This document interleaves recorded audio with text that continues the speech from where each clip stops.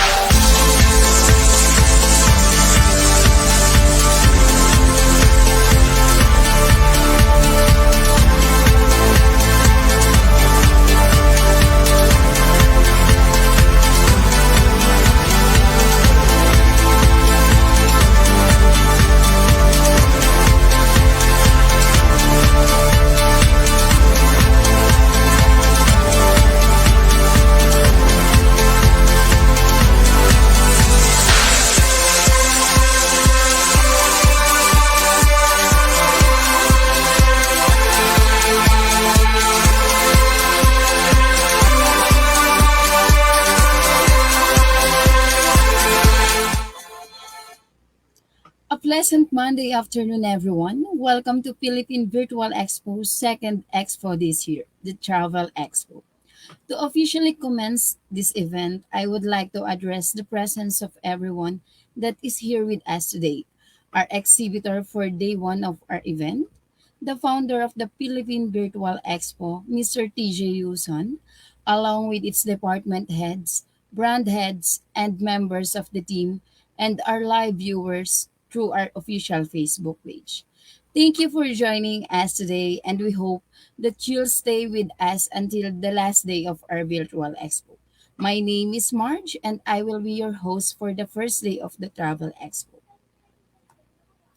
All right, before we proceed on the introduction of our exhibitor, I would like to first ask our viewers on how your holiday was. Since last week nga, we celebrated the Holy Week and most of us had the chance to have a vacation.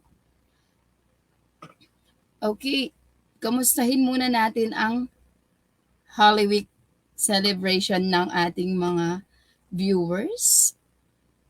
Okay, I will call some of them from comment section. Miss Anbelo, how's your holiday vacation, Miss Ann? Can you share something about how you spent your Holy Week?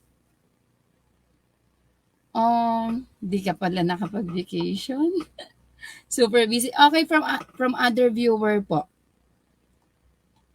Okay, let me call Miss Dani Kalin. How's your holiday vacation po? You can comment it, ma'am.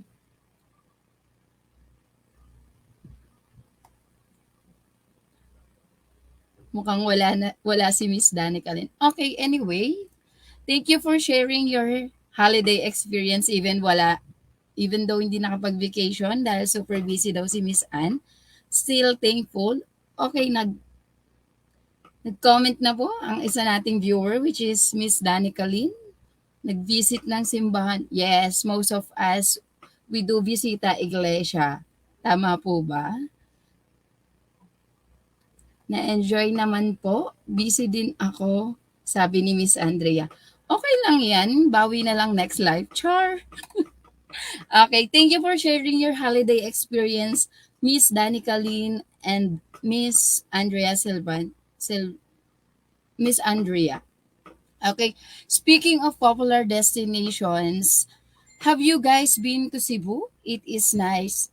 It is not a secret that Cebu is one of the most visited cities due to its magnificent beauty and, of course, the alluring hotels that are situated in the city that offer great services. If you guys have been in Cebu or know some people who have been there before, I am certain that you are familiar with our guest exhibitor today. And now, I am pretty sure that I just tapped the curiosity of our viewers. Am I right, guys? Therefore, to satiate your curiosity and also to give a glimpse of this amazing hotel, let's all watch this. A new dimension of luxury awaits you at Mezzo Hotel.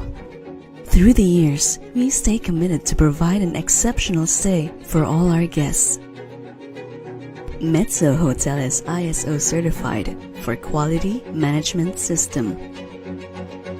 A minimalist, modern touch in each corner.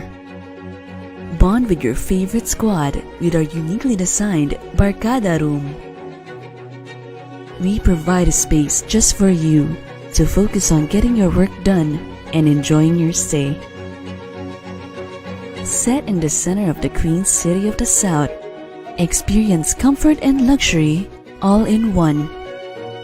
Relish in a serene breathing space with our furnished studio, 1 and 2 bedroom suites.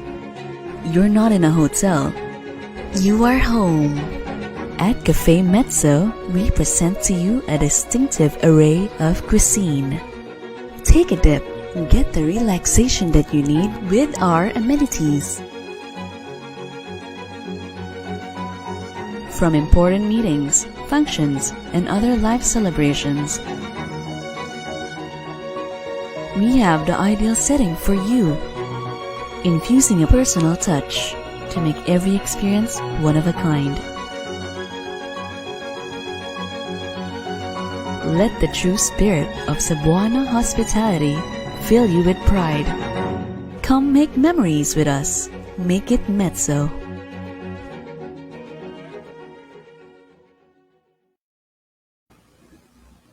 Ayan, ang ganda naman ng Mezzo Hotel. Parang nasa ibang bansa lang ang peg kapag pumunta dyan. Soon, sana makapunta dyan ang buong Philippine Virtual Expo team. And okay, let's see if our viewers are ready to get to know our guests. Can you send some heart reactions in the live and in the comment section, guys?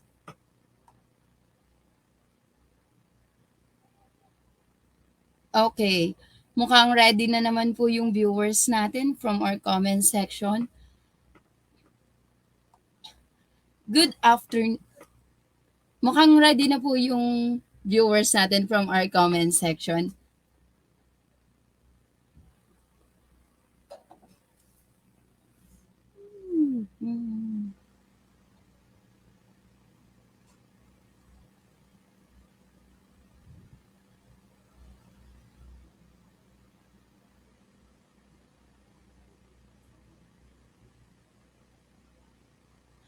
Good afternoon, Miss Shannen, the president of Mezzo Hotel, and Miss Marie Grace Collin, the sales manager of Mezzo Hotel. We are so glad that you lend some of time to guest at our event today. Hi, good afternoon. It's nice to be here. Thank you for inviting us to be with you this afternoon. Okay. Thank you po for accepting our invitation to for you to participate in this kind of expo. So, ma'am, we will start the interview now. Are you ready to answer the set of questions that we have specially prepared in order for our viewers to get to know more about the Mezzo Hotel? Yes, of course. Okay. Um, when did you start your business? Can you please share some history of paano ba nagsimula si Mezzo Hotel and how your business grows? Okay. So Mezzo Hotel actually opened May 9, 2017. So we're about to celebrate our 5th year anniversary next month. Yes. So it is a property with 186 hotel rooms. So how did it start? So actually it is a family business. And one of the things that we saw as an opportunity at that time was the booming tourism of Cebu. So we thought that we could grab the opportunity. And luckily when we opened, sure enough, there were a lot of tourists, so we were able to maximize that. And of course, despite the pandemic, although there have been certain changes that were brought about the pandemic, we are always here to stay. Okay po. Wow. So parang bago pa lang din po si Mezzo Hotel pero mukhang super grow na yung business niyo ma'am based dun sa video na na-play kanina. So, next question is, how do you promote your business? What platforms that are you using or have used before and currently using now? So we have a mix of both traditional advertising and, of course, the what we have right now. We have the use of online advertising. So we have the use of billboards, traditional newspaper advertising, but more importantly, recently, especially since 2020 onwards, we've maximized the use of Facebook ads, Instagram ads, online advertising, blogging, and the like, because we've seen it to be cost effective, and yet at the same time, it has the ability to convert our leads into actual sales. Okay, Miss. Since you diverge the platform that are you using to promote your business, how can you compare po the traditional and yung bagong way po ng pagpo-promote natin ng business ngayon? How can you I think compare? the primary, yes, thank you for that question. I think the primary difference is the fact that we can actually measure our performance with online ads. Unlike traditional, we're not so sure how many people have seen the ads, how many people read it, apart from the fact that we know how many is published at a certain time. So with the use of online advertising, especially Facebook ads, we get to see how many impressions there were, how many messages we received because of that advertisement, and that's why it's easier for Mm. us to know our numbers because we know we can see the reports and analytics from there. Okay po. Do you think, ma'am, may effect pa rin sa business niyo ang paggamit ng traditional way of promoting your business? Definitely, traditional advertising is here to stay, although it's important for us to identify the perfect match between a perfect blend between traditional and online. And right now, since many people are already out there, it's also important to remain visible because, of course, while we all have our smartphones, we still go around the city. So it's important for us to be visible, like through radio, through newspapers, and billboards, where people get to see you even when they don't plan to see you.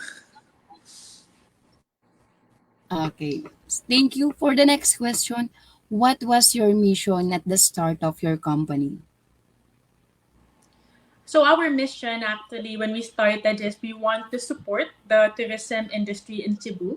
And because we saw the growth and the potential in Cebu City, that is why we wanted to support the economy and the tourism, especially by serving as a home to guests, especially to foreigners and as well as domestic travelers. So it's important for us to promote Cebuano culture, especially with our presence. And we hope through our own little ways to get to promote the hospitality that we have to offer as Cebuanos and Filipinos.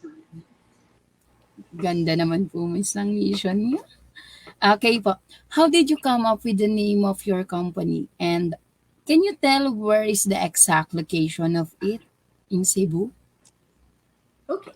So mezzo is actually derived from an Italian word. So mezzo, if you pronounce it, you can pronounce it as pizza, mezzo or pizza. So that's way it's easier for you to recall the name. So it actually means middle or center.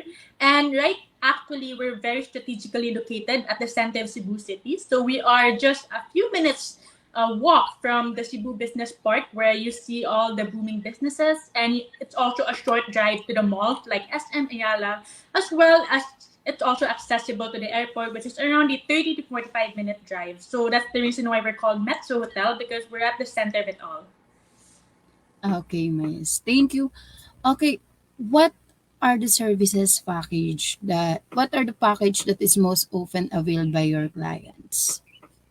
So we have one of the things that's keeping us, that's really helping us, especially right now, is the use of our function room. So as you saw in our video earlier, we have a capacity of up to 1,000 guests. So that makes us very strategic and it makes us unique because we can cater to as little as 10 guests from our business center up to 1,000 guests. So that's we're very flexible, and that's the reason why many companies, many individuals, couples who want to celebrate their weddings really enjoy our function rooms, especially since it's also high ceiling. So it's something that we really brag about. Okay po. Kita ko nga po, mukha pong pang international level yung Mezzo Hotel. Okay. Thank What you. is the best, okay po. What is unique about your company? Since sobrang nag-grow na po ngayon yung industry na kung saan naka-align yung business nyo po. Since, yun nga po sabi nyo, yung turismo sa Cebu masyado nang tumataas. Then, paano nyo po paano nyo po dinidifferentiate or what makes the Mezzo Hotel different from its competitors? Okay, so actually Mezzo Hotel is the only business hotel in Cebu City that is ISO certified. So why did we become ISO certified and what is that about? It's about our commitment to quality. So we really we understand that actually, if you think about it, at the whole picture, all hotels are the same, but what makes us stand out, diba? It's always the service. Yes. And how do we ensure that we have or we maintain a certain degree of service? And that is why we chose to be accredited in terms of our quality management, because we truly believe that in order for us to provide excellent service, we have to start internally. And from there, internally, we can extend our service and hospitality to everyone. Okay. Okay, Miss. Ask ko lang po, how many employees do you have now? We have 60 at the moment. 60 po, as in 60. Okay. Dun po sa number of employees nyo, ini-imagine ko, paano po kaya nila if ever dumating sa point na 1,000 yung ma-occupied or yung maging guest nyo for your hotel? Though it's not possible pa at this time, but in the near future, pwede po yung mangyari, di ba po? So, Yes, paano po kaya yun? Si 60 lang yung employees nyo, pero ang laki nung kaya nyong i-cater na number of clients. So, that's right. ano po yung backup plan nyo for that? Thank you, Marge. So actually, if you we go from the time before COVID, actually we were around more than 100 plus employees, associates.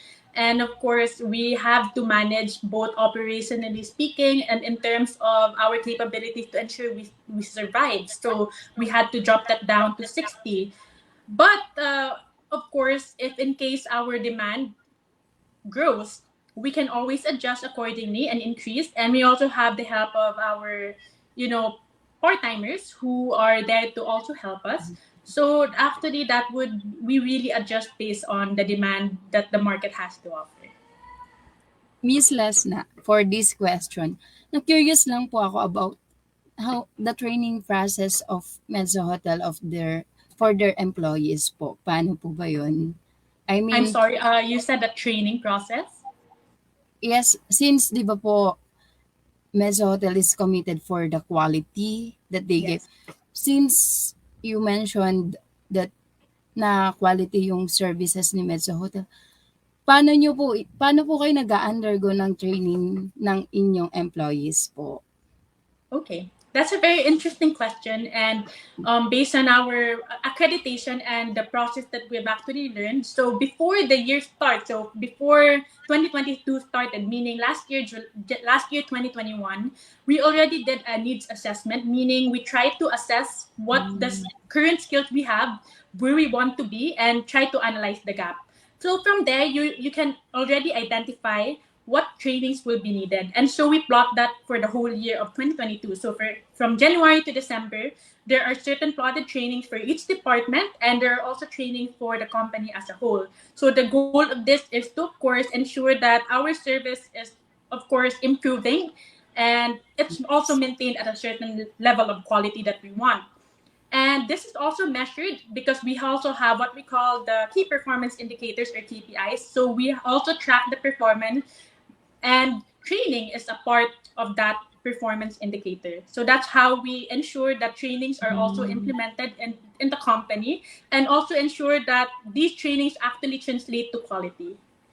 Okay, yes, thank you. For the next question po, how would you describe your company's success so far?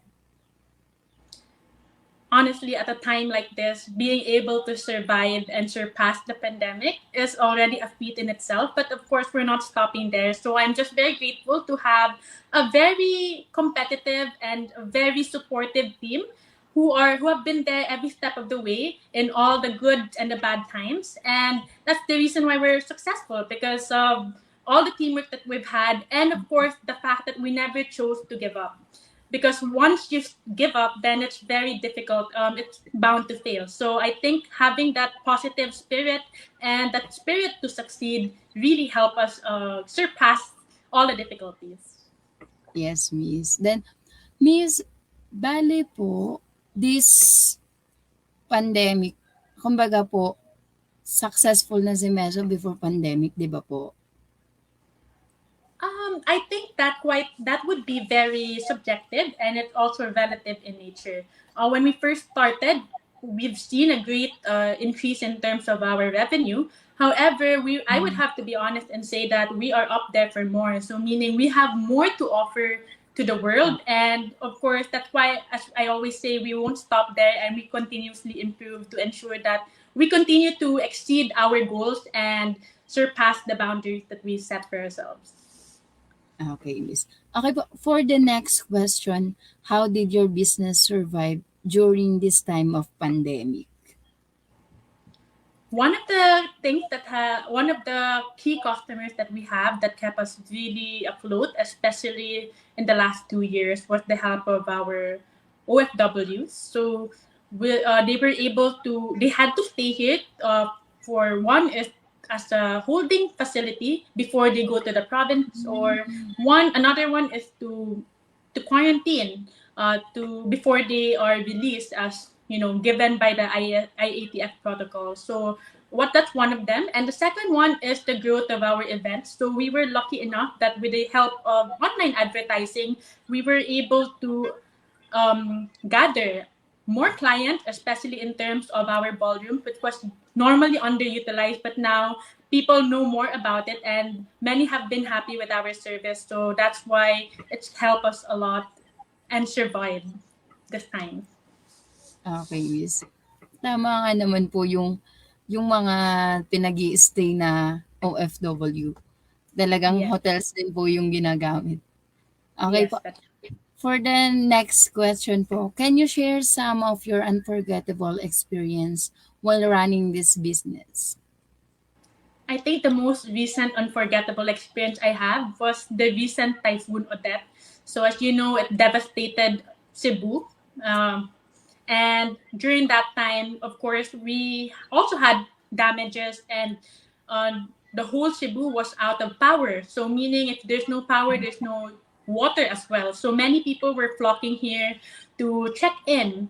And for the reason why it's very unforgettable is because that's when I realized the power of camaraderie. So without the support, without the teamwork of everyone in the team, without them having that commitment to serve people, we wouldn't have made it through. And I'm also proud to share that we made it a point not to overpriced, especially when we had that opportunity, given that the demand was high. We made sure that we thought of our fellow Cebuanos, and we made sure that we didn't charge a very high price. We made it reasonable, and at the same time, we also provided free running water for our neighbors. So I think that's where you can see that helping each other is it's not just it's not just to help other people, but actually beneficial for everyone when we all help each other. Okay po. Thank you, Miss. Then for the last question, what advice can you give for those who aspire to have the same business as yours? I think as cliche as it sounds, never give up. Being in the hospitality industry is not for the faint-hearted. There will be a lot of challenges. There will be a lot of difficulties. There will be a lot of people doubting you. But I think at the end of the day, when you choose not to give up, when you choose to drive yourself, and when you choose to persevere, then success is always inevitable. Yes, tama po. Hindi dapat sumusuko kahit anong mangyari. Okay po. Since last question na yun, Miss, I want to thank you for answering all those questions. Then, tingnan po muna natin if we have some question from the comment section of this live.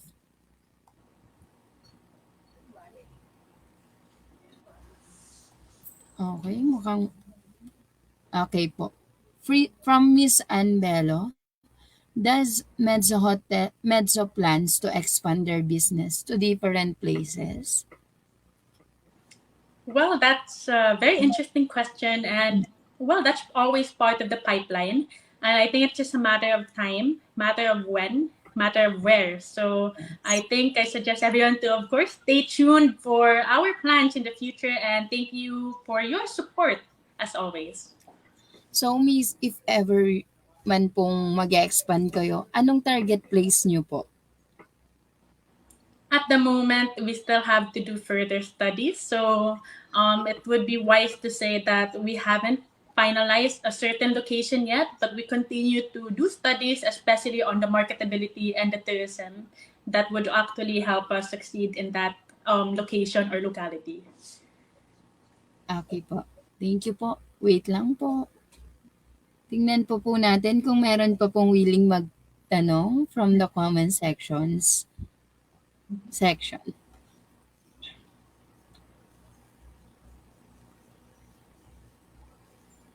Okay, thank you so much, Mezzo Hotel, from Miss Anne, yun pong nagtanong. Then, from Mr. Seds Azores, is Mezzo Hotel have bar? Metro Hotel has Party a girl po pool bar. We yata call siya. it Piscine. So it's located by the pool. Okay po. Yes. Ah,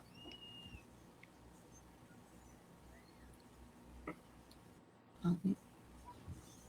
Mukhang wala na pong magtatanong sa comment section.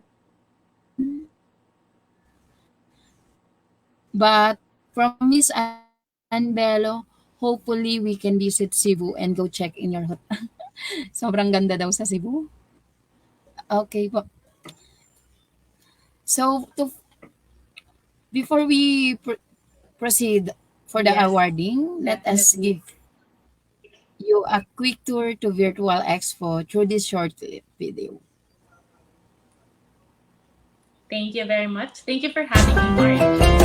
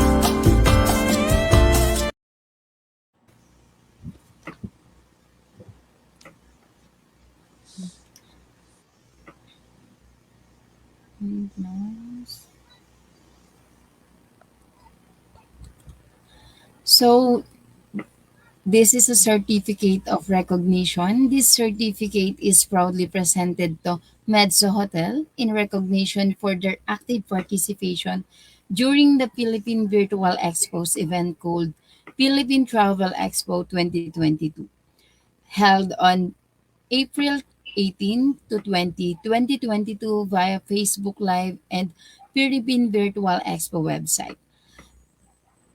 It is signed by the country manager of Philippine Virtual Expo, Mr. TJ Yuson, last April 16, 2020. Thank you, Miss Shannen, for allowing us to be, for allowing us to have you today. It's always my pleasure. Thank you very much also for allowing us to feature uh, Metro Hotel and what we have to offer. Oo nga po, sobrang ganda po nung shared answers nyo po sa questions na pinrovide namin for this afternoon. Thank you so much po. And You're welcome. now, may I request for a photo opportunity with you, Ma'am Shannon? And I would like to request Mr. Marie to join us po. Miss Marie to join us. If she's there po.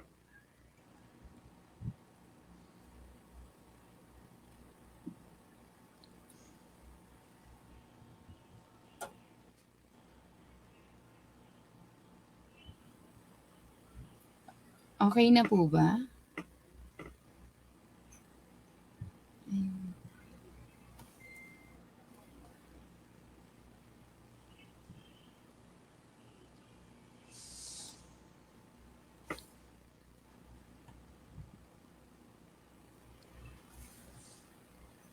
Okay po. It's done na daw po, miss. And for the announcement and updates of the Philippine Virtual Expo. As we are nearing the end of the program handled by Philippine Virtual Expo, we as a team are continually striving to present programs and events that will be beneficial for businesses and entrepreneurs who are willing to learn and be entertained. Kaya naman, please continue supporting us as we have prepared a lot for future activities. To show you a glimpse of our upcoming events, please watch this.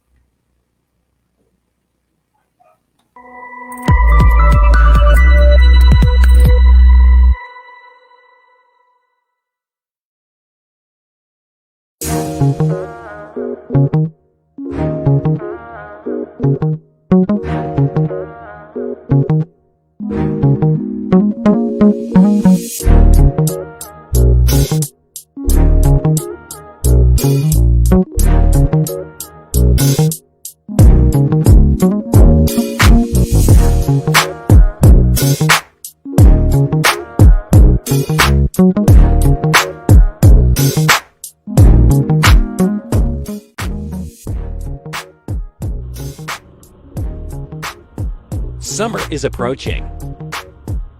And with that, the Philippine Virtual Expo is ready for you.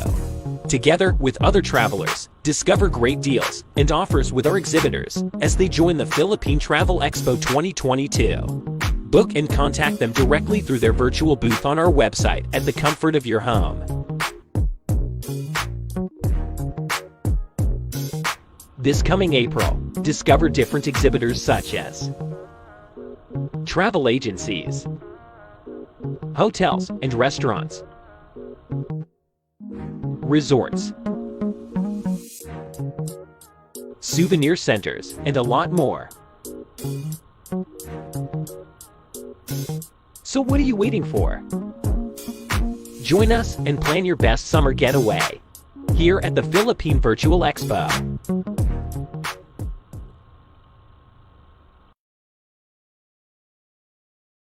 We would like to express our gratitude to our guest exhibitor for today. Furthermore, we appreciate you taking time to join and participate with us. And to our viewers, thank you for supporting the day one of our event. We are hoping that you will join us again tomorrow for the second day of the Travel Expo. Again, this is Marge, your host for today, and this is Philippine Virtual Expo, the Travel Expo. See you tomorrow and take care, everyone.